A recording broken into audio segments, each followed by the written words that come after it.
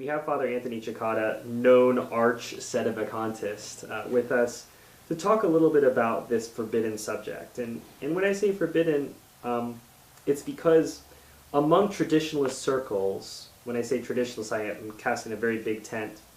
Among traditionalist circles, there are two things that are known. One is that we all like the Latin Mass, and two, that Sedevacantism is out of the question. Those are the only two things that we know. Okay. And so, as someone who, I suppose at some point in your past, we don't know when it was, these misty pasts, you were not a Sedevacantist. You were part of the institutional Catholic Church, you recognized someone as Pope. So there are a lot of articles you've written, in fact, a lot of articles you've written, Father, over the years about this issue. But the key question is, that I think informs this and helps us start our discussion, is how did you get there? How did you, because one of the things you told me that resonates with me a lot is, especially when you and I first started talking, which was a few years ago, these things take time to understand, to study, to digest, to pray about. How did you get there? How did this become clear for you? I started out as what I suppose we would call nowadays a neocon or Novus Ordo conservative, a wander type of conservative. So I was growing up, I grew up before Vatican II, and I ended up in the minor seminary just as the Vatican II changes were being implemented. And it was slow, it was bit by bit. Our seminary, high school, was somewhat conservative, and we still had a lot of the old academic formation. But the Vatican II changes were just starting to be introduced. And you started to hear about all of these terrible things that were going on, different doctrines that priests were denying. And so this is in the 60s and maybe 65 to 69. All sorts of terrible things that were being done with the sacred liturgy. You saw the priests leaving the priesthood in droves. So there was all this ferment going on, and I came down all the time on the conservative side of things. And I said that, well, if we only stick with the Holy Father, surely everything is going to come out all right. And, if the Holy Father only knew about this, if he only knew about that, he would surely do something. So that was my mentality in the seminary high school. And as I expressed in other contexts to you, I was particularly disappointed when the new Mass came out, because it seems to institutionalize some of the things that I'd regarded as abuses. But, we defended the Holy Father. That's what Paul VI, that's what we're very good at. Little pretzel-like yoga, I guess. But I did that through a high school, and I certainly did it through the seminary college. I put a lot of time into that and trying to promote the idea that if we're only loyal to Rome and we're only loyal to Paul VI, everything is going to work out. After college, seminary college was a terrible experience from the point of view of theology that we were taught. It was totally modernist. I went into the Cistercian order, which is a monastic order that was very conservative. And we were as conservative liturgically as you could get. The liturgy that we had was the new Mass. It was all in Latin, though. Everything was chant. We chanted the divine office, all the hours of the divine office, and so on. And there, too, I cultivated the idea very much, if we only stick with the Pope, everything is going to come out all right. The order sent me to Switzerland and to another conservative monastery. And this monastery had even more chant and even more ceremony than we had. We were supposed to be sent to the University of Freiburg in Switzerland to study, because supposedly it was more conservative. That was one of the initial reasons, by the way, that Archbishop Lefebvre selected Freiburg as the first seat of the Society of St. Pius X. The least bad. Yes, the least bad of the universities. But there, too, even among these young monks who were living this extremely conservative liturgical life, you still could see the influence of modernism, very much the influence of modernism. At that point, too, as well, Archbishop Lefebvre was very much in the news in France and in Switzerland. And there's a conflict between him and Paul VI. And a lot of the things that he said made a great deal of sense to me. That finally, after all these years, I was starting to see in my own very conservative context that the new Mass was pretty much indefensible, even in Latin. We had communion in the hand in the midst of all this magnificent chant. And the monks very much imbibed, especially the younger monks, these ideas. So at that point, I left the Cistercians and I went to a Côme. And I came to the conclusion very quickly there that after all I had gone through, the problem with Vatican II, with its new disciplines and worship and new theological systems, was not a question of interpretation, but in fact it was the whole shooting match. It was everything. So at that point, it was everything that I had been defending and trying to put a conservative spin on. So the question is, well, how do you figure this out? Did you have a particular tolle and lege moment where, I read something and it all clicked, or was it just a sort of gradual, because you're talking about reading some of the things that the Archbishop said. Mm-hmm. Was there something particular you read, or it just sort of gradually occurred to you, this is wrong? Well, what kind of pushed me over the edge, as it were, about the new Mass, and then everything else sort of followed, was in the chapter every day, the abbot, who was a noted liturgist in the order and a very devout man, gave a sermon condemning what the Archbishop Lefebvre had been saying about the new Mass and the changes in the Church. And the example that he used for our attitude was taken from a book by Brian Moore called Catholics. It was a very popular book, and in fact was made into, I think, a movie. Is or this with Martin Sheen? Possibly. I think I've heard it was a long time ago. So the idea behind Catholics was that Vatican III has happened, the bishops have come with their wives, and that there's this retro monastery. And they're trying to force something on them. At the end of the novel, the visitor from the Vatican forces, in effect, this new religion on the monks of the monastery. And one of the characters says something like this, that, well, even if I was told out of obedience, not to believe in God, I would still have to do that out of obedience. So Father Abbot was defending essentially this idea in the chapter. And I had an argument with him at night at recreation. I said, that's verrückt, that's crazy. How could you say something like that? It makes no sense. No, he was insisting that this was what one had to do, that obedience trumped everything. That Which, in effect, I suppose makes sense in a religious context, because, it's a particular vow. I mean, sure. But still. But when it comes to it's in the context of the faith. So that really, that was a tolle lege moment. That pushed me over the edge. I couldn't believe that I'd gotten to this point and that this was happening. And so, I studied the different issues at Icona, and of course the question is always authority. What about the question of the Pope? You have a council, you have a Pope who approve all these changes. From a doctrinal point of view, there are many things that seem to contradict or undermine what went on before.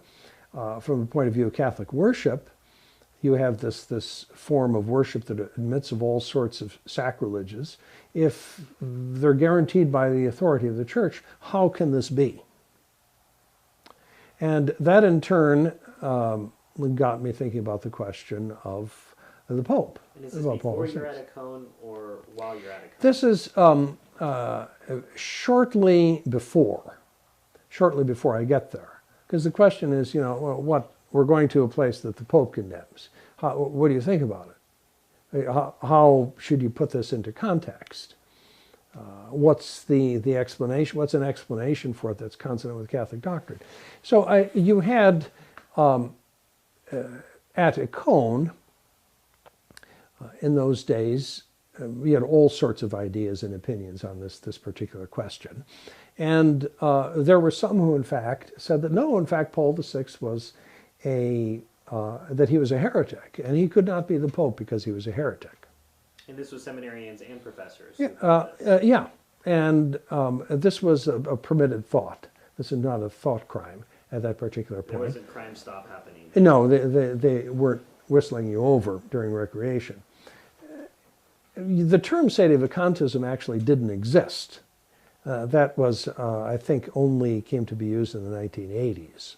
But you had people who adhered to this among the English-speaking and among the Germans. Father Schmidberger, in fact, had at one point as a seminarian, yes, put out a pamphlet to this effect. So this was sort of ferment. And this made sense to me, an awful lot of sense to me, because clearly the changes were evil. Evil can't come from the authority of the church. Therefore, somehow, these people must not have authority in the church. Many of the things that Archbishop Lefebvre would say could lead you. Father. You have to free yourself from these scholastic. Well, I know these scholastic principles. You set up, a major premise, minor premise, and you draw a conclusion from that. I don't know that that's really the way. You have to stay off the premises, I think, is what you're saying. So this was in the air. It was talked about. And, I'm not saying that the Archbishop certainly was a Sedevacantist. He went back and forth in terms of what he said. He permitted it to be talked about, and he permitted seminary professors to hold positions. Oh, yeah, sure. Sure. And it was, obviously there was conflict among the professors about it, because some wanted the idea, or had the idea that, well, you couldn't say something like that at that point. So there was ferment all the time, and ferment and bubbling in the 70s. So I was there 75 to 77, and there was a lot of talk about that precisely because of his conflicts with Paul VI. So you had all sorts of different dramas going on. So before you came to the seminary, it had sort of resolved itself for you that this made sense, that the reason why none of these things, all these things were bad, was because they didn't proceed from the authority of the church. Yeah, how could the church give you the great sacrilege as a mass, for instance? How could that be possible? I prefer the formulation of Archbishop Lefebvre at the Mass of Luther. Or the Mass of Luther, for that matter. How could it do that? So it's the question, you come to the question of authority, and you come to the question of the church. You end up in a position where otherwise the church is kind of defecting. So you have to find a way around that central issue with regard to Vatican II and with regard to the different changes that came along with it. And I think the way you've talked about it, Father, it makes a lot of sense as to how you resolved this for yourself. And as I said, you've written lots of articles. There isn't one comprehensive article. The closest I can think of is an article you wrote for The Remnant back in 2005, which was called Resisting the Pope, Sedevacantism, and Frankenchurch. And you state two premises for the beginning of your argument. The first is that the new Mass is evil and harmful to the faith. Now, while I wouldn't say that all traditionalists would articulate it in that way, they really do feel that. Sure. I may not say it's evil, that they'll shy away and want to have a semantic discussion about what evil means, but They won't go to the new Mass. They discourage people from going to the new Mass, and they think going to the new Mass is, if not sinful, certainly an occasion of scandal.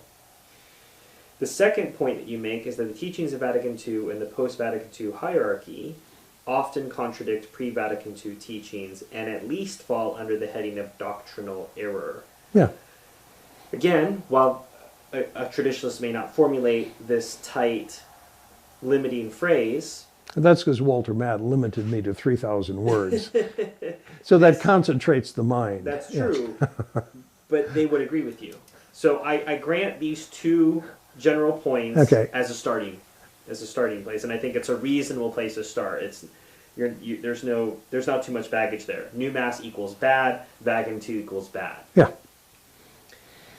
From there, you proceed along the lines of what you're talking about how the church can't give a stone when someone asks for bread. Mm-hmm. That the idea of the church can only give you, what is necessary for salvation.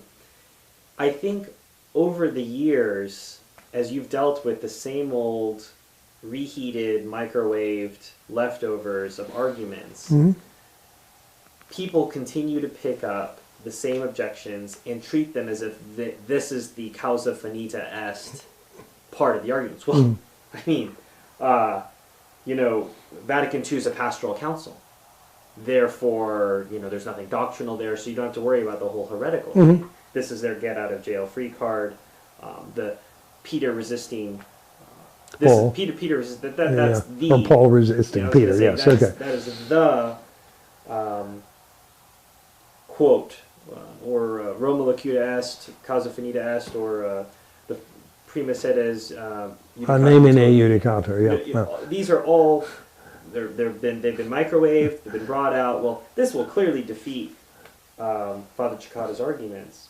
So, the phrase that I find so fascinating, that I think first captured the Sedevacantismo argument for me, even when I was, I shall say, resisting the idea myself. I recognized the idea, I resisted it. Your phrase, recognize and resist, and Bishop Dolan has said this before, the have your Pope and eat him too argument, I think is very attractive. Of course. I get to be a good Catholic, which is what you articulated in the conservative position. Well, let's just go with the Holy Father, and Holy Father this, and Holy Father that, and yes, Holy... Because that's bred into you as a good Catholic. It was bred into me. Sure was bred into me, yeah. So, it allows you to act that out via pictures in your vestibule, and mention in the canon, and... referring to him in conversation. He exists. Yes. But it also allows you to say, but all of these things are bad. And I think what's hard for most traditionalists to realize is recognize and resist is not a Catholic position. It's not defensible as a Catholic position. But it's the position many people have found themselves in because they haven't done enough work or thought about the implications of their position. It's easy to say the new Mass is bad because it's a visceral reaction. Sure. It's easy to say Vatican II makes no sense because you can see the contradictions side by side. But what's hard is to say, and now what? And I think recognize and resist is the necessary holding place where those of us have to stop, potentially. And I suppose was summarized in your summer before your entry, where you're trying to figure this out. And this is extended for most people, or it's Crime Stop. I'm not allowed to think about it, not only because Bishop Fillet says I'm not allowed to think about it, but because that means the gates of hell have prevailed, etc. All of these drastic things. Yet they're in this holding position. So recognize and resist is an attractive position. And you go through and you talk about various things explaining why recognize and resist can't work. What do you think is perhaps the most compelling argument for why recognize and resist cannot be accepted as a Catholic response or a Catholic position? Submission to the Roman Pontiff. It's necessary for salvation to be submitted to the Roman Pontiff, not just in word, but in deed as well. And that's the underlying idea because of the connection of the Roman Pontiff with the identity of the Catholic Church. Well, but they do recognize him. They mention him in the canon. They pray for him at benediction. They've got a nice picture of him. He's wearing this white cassock. I mean, they do recognize him. Yes, it's great. You know, my favorite German Shepherd, but he's a pet German Shepherd, right? There's no actual submission to him in terms of how, let us say, one conducts one's apostolate as a priest who follows this position. You're not submitted to those who are submitted to him.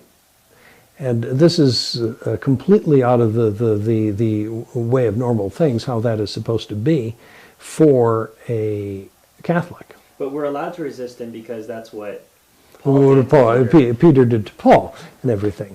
But the idea there, what they are in fact resisting the Roman Pontiff in, or Vatican II in, is what is in effect the universal ordinary magisterium of the Church, which they have to accept as infallible.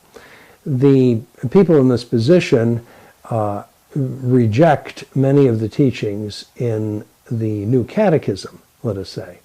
But a teaching that is in the Catechism is considered part of the universal ordinary magisterium. It's taught everywhere by the Pope and the bishops. So the question is, if you're in the recognize and resist camp, how do you get out of that?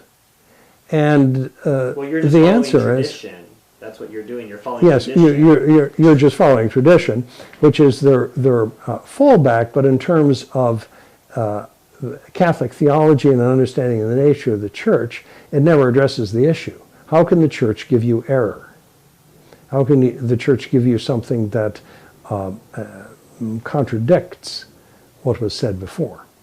So you end up with these vague formulations of, well, we're following tradition, the Pope is like a bad father to us, who's giving us these evil commands. We take care of that, I think, in this article as well. That's you have to stop and think, but it's a fatuous analogy, because your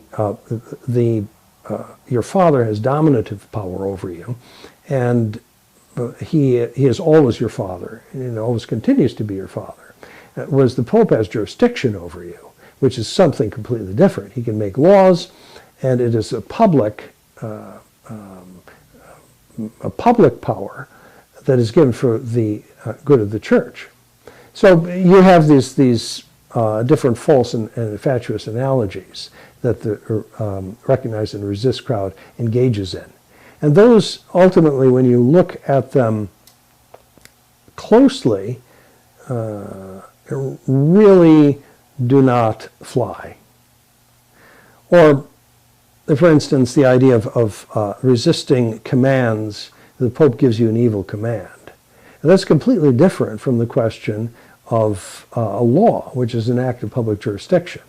There's nothing that prevents the Pope from giving someone an evil command. I think I give the example in there of Dynamite Fatima and bring me another blonde chorus girl, Monsignor. The thing is, that's an evil command. That's not a law. So these arguments simply don't hold water. There has to be another explanation for it. Well, but who are you to judge, Father? I think that's always the next thing. Yeah, I mean, who are you? I mean, we can't. The first see is judged by nobody. Ergo, you can't judge anybody, and the Pope's the highest authority. Therefore, perhaps, let me just grant, Father, that you might be right. Yes, okay. But we're not going to know till the future. It's like how the Great Western Schism was resolved. Those people didn't know how to act. They didn't know who was the Pope. They had to wait for the future in order to find out if they were right. And so the question is, what do I have to do now, though? If a submission to the Roman Pontiff is a matter for salvation. So what do I have to do now? How do I have to act? And that, in fact, is the question. How do I reconcile the luxury of this? the Great Western Schism was you had three guys to pick from. Yes, at least. So you could say that, well, one to whichever one works. But in your situation, you would say you're submitting to nobody. Say again? You would, in your position, you would be submitting to nobody because you don't recognize. If there were one there, we would submit to him. But the question, you can have a vacancy of the apostolic see that can go on for a long time, and people still get to heaven during that particular period of time. So even though there's not someone visible who is visible head of the church on earth, you be submitted to him if there were someone who's visible. They would answer that we've had, interregnums as far as, 3 or 4 years, but 40 years, Father. I mean, that's a bit unreasonable. God has time on his hands. So the thing is, the answer to that is, has some theologian dealt with the issue? And you find that, yes, if you look into the question of ecclesiology, you find that there are some theologians who say that, yes, in fact, the church can exist without a pope, without a head on earth for a very long time. And the state of the church on earth during that period of time is a state of, in effect, like a body without a head, that functions of the church are obviously slowed down. There are certain things that cannot be done anymore because the church lacks a head on earth. But nevertheless, the church continues to exist because her head is in heaven, even though his representative is not on earth. Do you have a particular work or citation for that? Yeah, I think it's Cajetan is one of the ones. There's one of the theologians in the back of the other pamphlet that I wrote on this question speaks about that specifically. It may be someone like de Groot, a standard heavy-duty, though, Dominican theologian writing about ecclesiology. So it boils down, your issue, how you answer the authority, or the question of the Pope, boils down to a question of ecclesiology, right? That the church can exist without Pope for a while, but the church can't give you error. The church can't give you an evil mass. And I think that's the fundamental quandary that those who are in the Recognize and Resist camp find themselves in, is they do agree with you, whether or not they want to, about the new Mass and about Vatican II, but they can't go where you go. And why do you think that is, Father? Why do you think it's such a verboten subject? Why is the conclusion, or at least even the possibility, which Archbishop Lefebvre on numerous times said that it was a theological possibility, why can that not even be discussed? Well, that's a good question, because people are terrified of the consequences, looking, as it were, over into the abyss. In the abyss. And it becomes then extremely controversial. That, for instance, if Lefebvre had said that, that would have, a good number of people simply would have left him. I know that when he made statements that seem to come very close to Sedevacantism, there's a total uproar. They would have said, this is a hard saying. And this is a hard saying, and goodbye, yeah. And it's so difficult and so counterintuitive, because on the other hand, you have the whole media against you portraying, say, JP2 as the big conservative, or Benedict XVI as the big guy who is conservative, who is even more conservative and traditional. He's going to overturn Vatican II. So it goes against all of this, but it's the once you make a judgment on, say, the new way of worship, and you say that it's evil, it's harms souls, there's something theologically bad about it, and once you make the judgment upon the official teachings of Vatican II and those who interpret it as containing error, which most trads have done historically, you're also making a judgment on authority. Because when you say that, you're saying implicitly it can't come from authority. It can't come from the authority of the church, because the authority of the church can't give you that. Otherwise, the church defects and is fallible.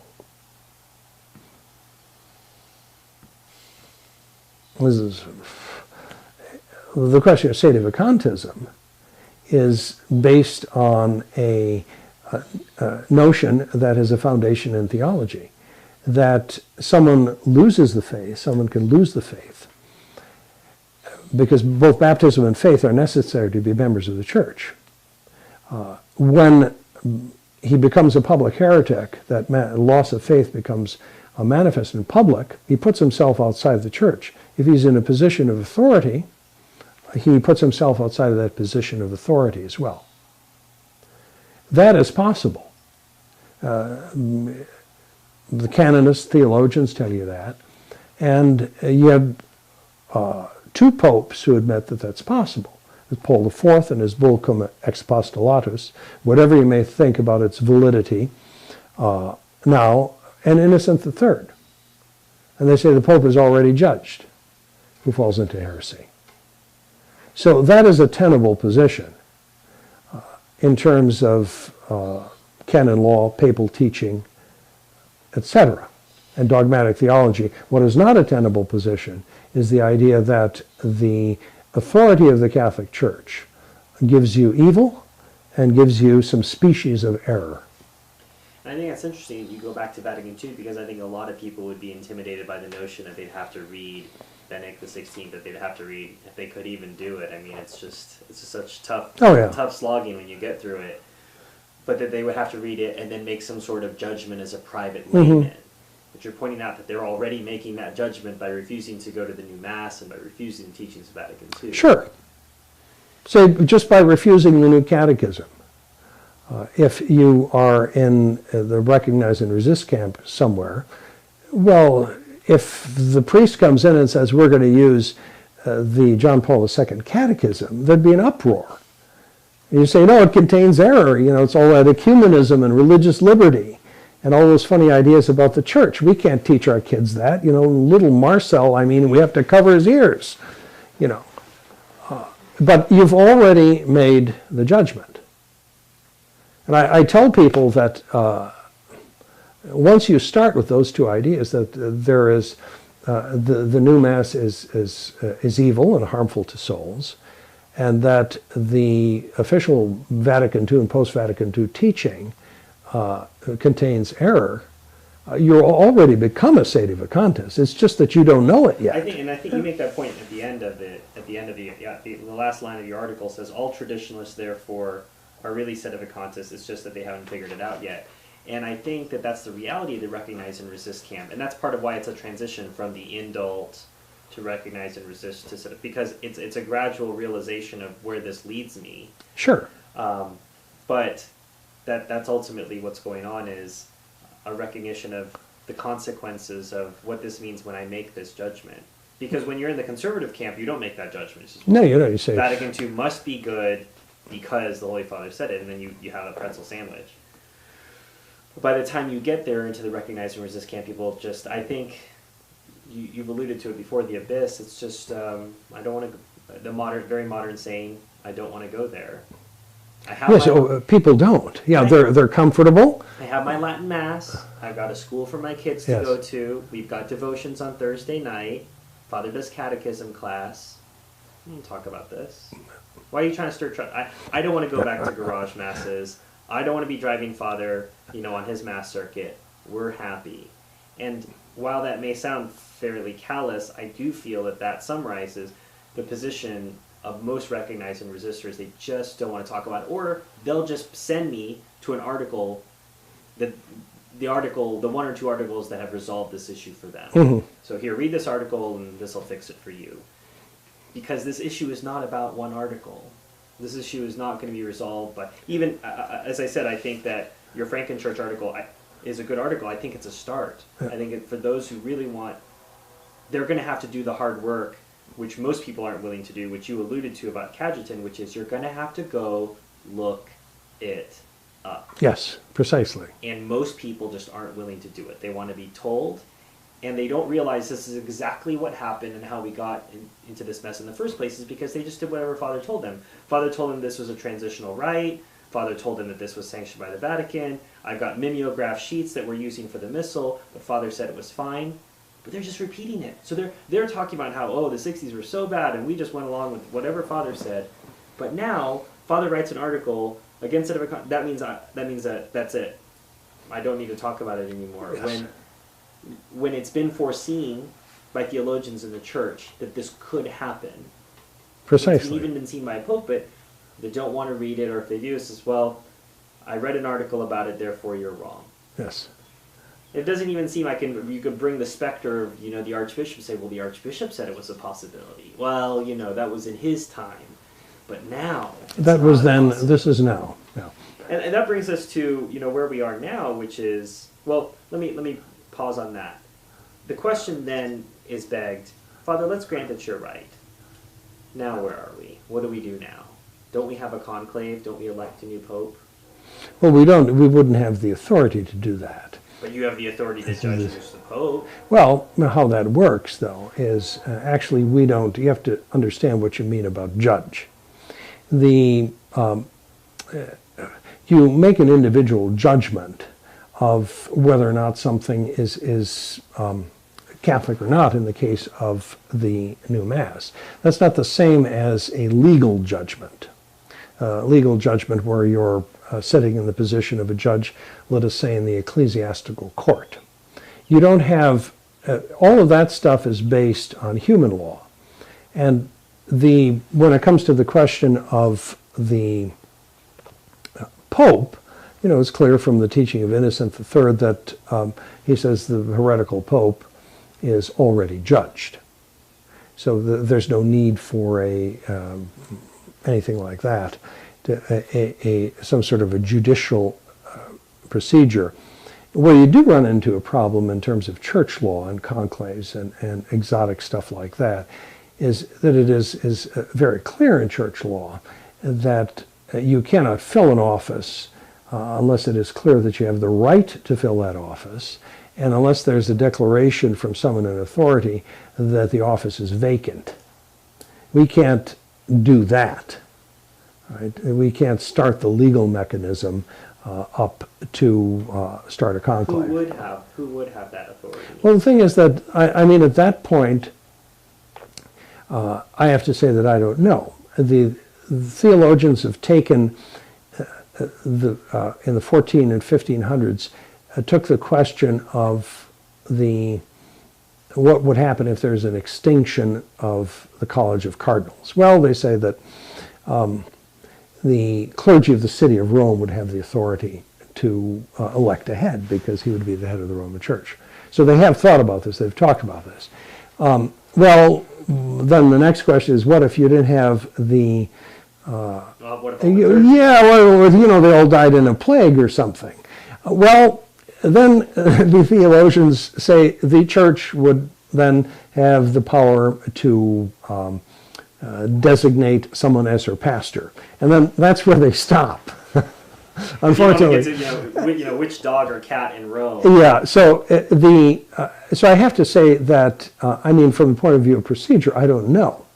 But the inability to figure out what the legal mechanism would be for attempting a pope. So for you, it's a legal issue. It's not an issue. If you did discover, you say you don't know now, but if you did discover a legal mechanism that made sense in yeah, there might be something like that. I think someone would have come up with it at this point. But you say that the fact that you can't figure out some sort of a legal mechanism or you can't predict the future it doesn't mean that by default you can go back to a situation where the authority of the church exercised through the Roman pontiff can give you an evil right or contradictory teachings. So it's two separate issues. The inability to resolve the legal issue doesn't do anything. You have some saints who say that one day Pope will be designated from heaven by Saints Peter and Paul. That's one possibility people talked about.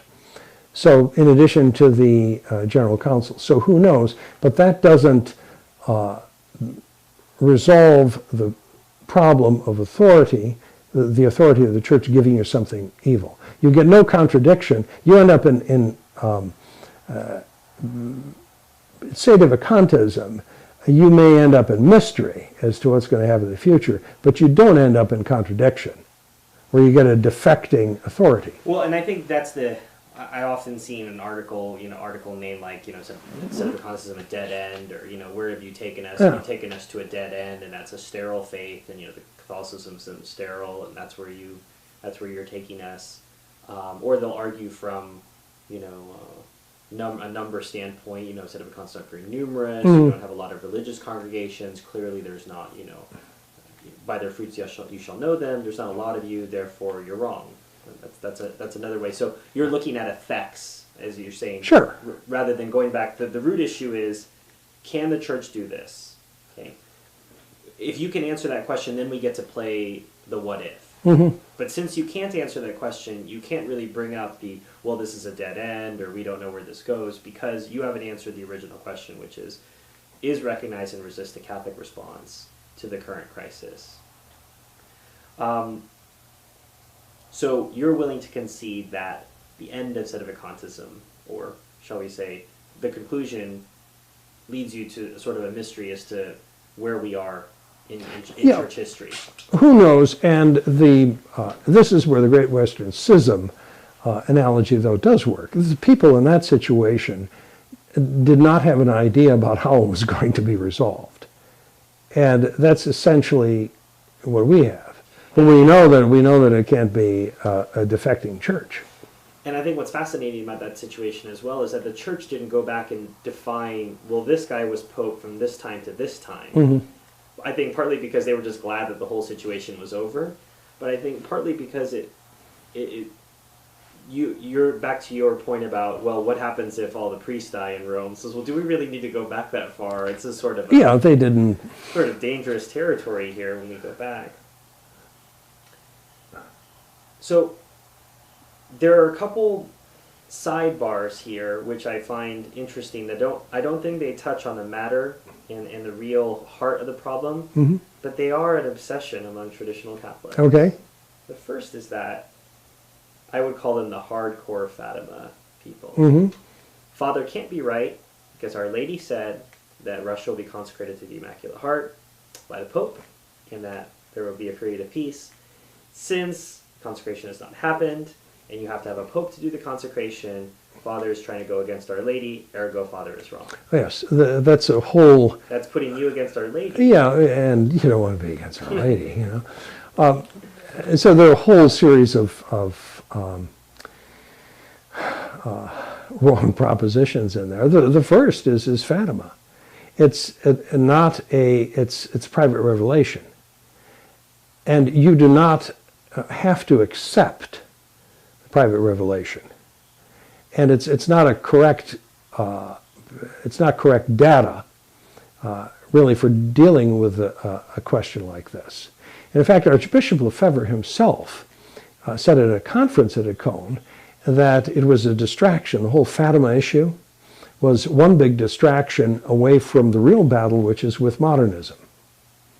That precisely because it is a private revelation that is subject to additional private interpretation by all sorts of different people.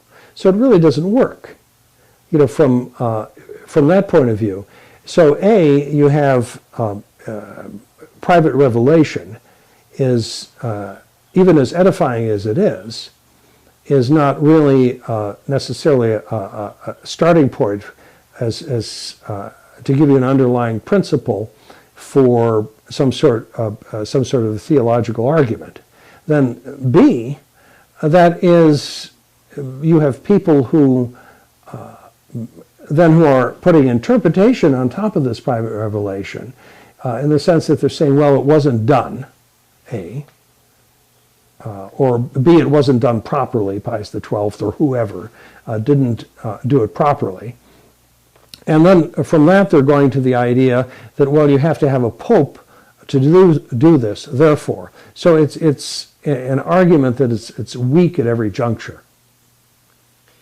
Well, that doesn't necessarily convince people like this because the primary datum is the Fatima message, and that was Archbishop Lefebvre's point.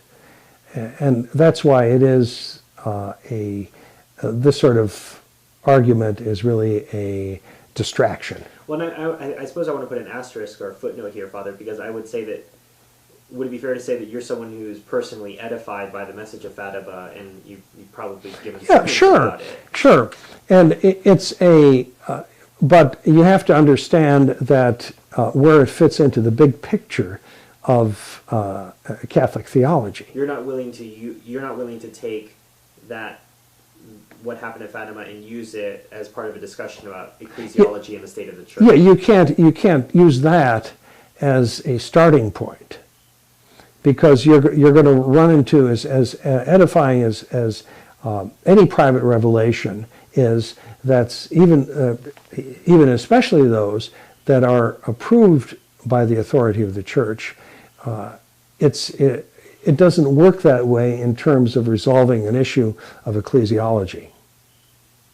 You're not going to find a theologian who says, well, if you have a private revelation of this sort, you can use it as the data that you start to reason to a conclusion about authority in the church. So it's apples and oranges. It's completely beside the point. The other is the notion of where this begins, and I think we had a conversation some years ago about, you had said the Declaration on Religious Liberty was sort of a particular point, a data point you could look at and say, well, that could possibly. Yeah, you say that it's the way I approach it is it's definitely by this point. Before that, it's a question, to discuss and argue about, but it's something definite at this point.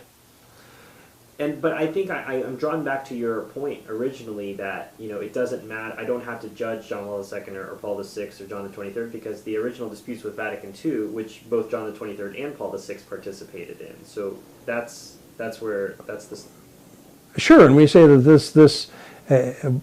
this and its official explication by these people is error. It's doctrinal error. And so you end up with error in the magisterium.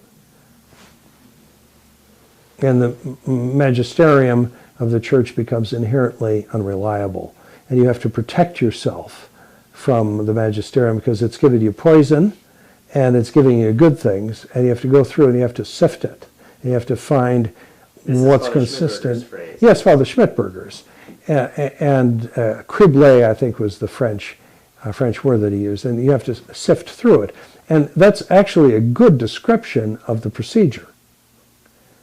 That you're panning for gold here, right? And you have someone, in addition to the magisterium, who's doing gold panning for you, and or you do that yourself in the comfort of your own study. And so what is dross and is worthless is disregarded, and then you're just picking up the gold. Well, and I think that's the sort of horrifying notion to me when I started to realize what Recognize and Resist was really about. It was this Protestant notion of, I can interpret, how I feel works. Yes. As opposed to me, the logic of the canon of St. Vincent of Lerins. Has this been something believed always, everywhere, by everyone? Mm-hmm. Semper ubique omnibus. If this is true, then that's what I can hold to. All this other stuff is at least questionable. Mm-hmm. And so I suppose Sedevacantism is best characterized as a holding pattern. Mm-hmm. As just sort of a frozen amber moment in time. We're waiting for further instructions. Radio communication has been lost. That's right. To the mothership. Yes. I've always said that we're essentially in a holding pattern, maintaining as best we can Catholic doctrine and discipline and worship. And it's, in that sense, it's an emergency situation, and we have to try to keep this going. And we're not setting up our own hierarchy in the sense of people with jurisdiction or anything like that, but we're simply keeping going. And this is the best we can do. And you run into, of course, necessarily, because the jurisdiction and authority are the things that hold, the glue that hold the church together, because you have that absence of authority, then someone who is exercising authority, then necessarily you find disagreements among different groups. But that's been repeatedly the case in the history of the church, where the Pope could not exercise his authority, let's say, in one country, one particular country like England or France at a certain point. You had all of those difficulties and those divisions. So it flows from that, and you suffer from the lack of authority, real authority. I told you that we would maybe title this conference, this interview, as after one of your old articles. Yes. And I think it was the Roman Catholic. It was from the Actually, Sacerdoticium. Sacerdoticium, but from the 80s. Mm-hmm. And for those of us who go around reading old dusty tomes like that, but it was a Sedevacantism, How to Tell Aunt Helen, and I think that that's ultimately what I was trying to understand and have a conversation with you about today, which is, if I'm talking to somebody who's in the recognize and resist camp, what would you say is the one or two questions he or she should be asking him or herself about what it is that's going on? Let's say I'm a recognize and resistor, and I had a chance to speak with the evil Father Cekada. Mm-hmm. Radioactive. Radioactive. I think that's another characterization. He was passing by and he whispered something terrible in my ear. What would those one or two questions be that you think will provoke, for those who are open-minded, because I don't think everyone's open-minded, and I don't think everyone's of goodwill, but for those who are of goodwill and those who are open-minded, what are those one or two questions you think would provoke the right path of looking things up? Can the authority of the church give you error, and can the authority of the church give you evil? And when you start with that, if, as every Catholic is supposed to say, no, then the next question is, what about everything else? What about Vatican II? What about the new discipline, the new worship? It has to begin, I think, with those questions. Those are the ones to ask. And how can I reconcile the situation in the post-Vatican II church and what I think about it as a trad, that there's error and there's evil, with the notion of the indefectibility and the infallibility of the church? And those two things go together. And the answer to that is no. You have to find a coherent explanation.